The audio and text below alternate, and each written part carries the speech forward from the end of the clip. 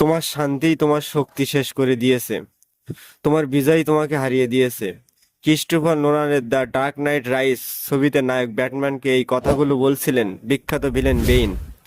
Batman তখন পুরো শক্তি দিয়ে লড়াই করছিলেন, কিন্তু শেষ পর্যন্ত ভেঙে পড়েন আত্মতুষ্টির মারাত্মক ফাঁদে পা দিয়ে। বেইনের এই সংলাপটা কোথাও না কোথাও এসে যেন লিওনেল মেসির সাম্প্রতিক অবস্থার সঙ্গে মানিয়ে যায়।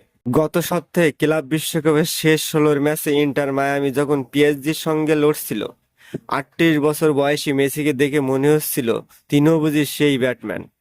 লড়ছেন কিন্তু হার নিশ্চিত। শেষ পর্যন্ত ম্যাচটা মায়ামি হেরেছিল 4-0 গোলে।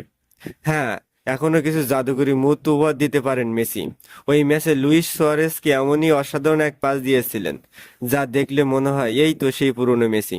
কিন্তু যখন প্রতিপক্ষ ইউরোপ চ্যাম্পিয়ন, বিশ্বের সবচেয়ে ধারালো আর ফিট দলগুলোর একটি, তখন শুধু মেসি একটুকু ঝলকেই যথেষ্ট নয়।